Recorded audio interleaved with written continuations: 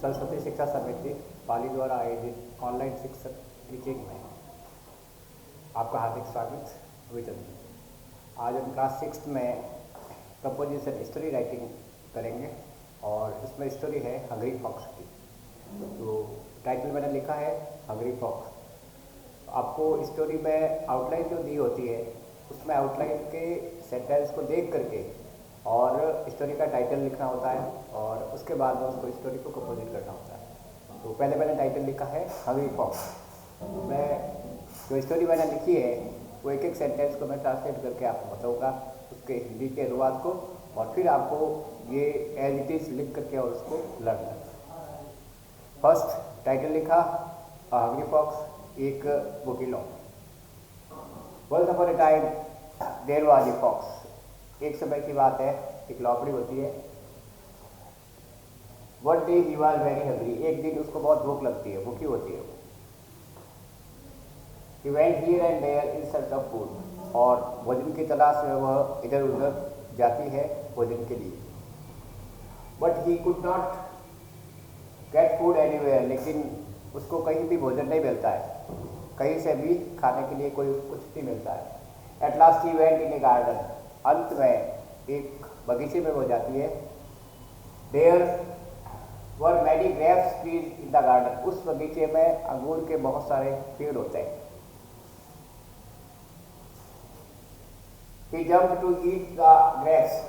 और वह अंगूरों के उस बगीचे में जाने के बाद तो पेड़ देखती है तो जंप लगा करके, कूद करके और अंगूर को खाना चाहती है।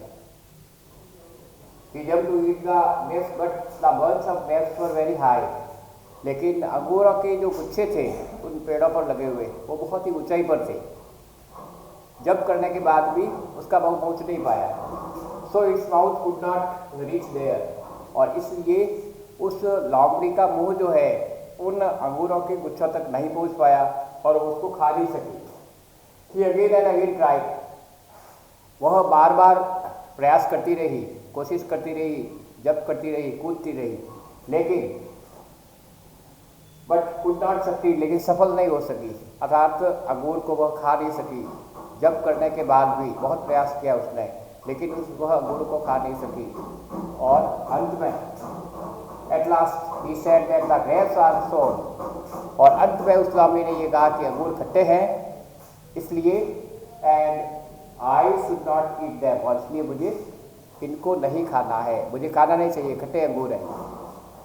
Thus he remains hungry and went away. इस प्रकार से वो लोमड़ी है भूखी ही रही और वहाँ उस बगीचे से बाहर चली गई। इस प्रकार से ये लोमड़ी जो है वो वहाँ अंगूर नहीं खा सकी। अब आपको इसका मॉरल लिखना होता है।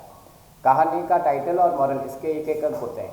तो टाइटल आपको आउटलाइन देख करके लिखना है और मॉरल जो है उस कहानी को लिखने के सबसे बाद में लिखना है। मॉरल है out of reach our always सोर। जो आपकी पहुँच में नहीं है वो हमेशा आपको खट्टे लगते हैं। इस प्रकार से यह हंग्री फॉक्स की जो कहानी है इसको आप राइट आउट करोगे अपनी कॉपी में, और उसके बाद में कॉपी में लिखने के बाद में आप इसको लर्न करोगे। टाइटल और मॉरल जरूर लिखें और आउटलाइन देख करके और फिर उसकी पहचान करें कि कौन सी ये कहानी है और इसको किस प्रकार से लिखना है।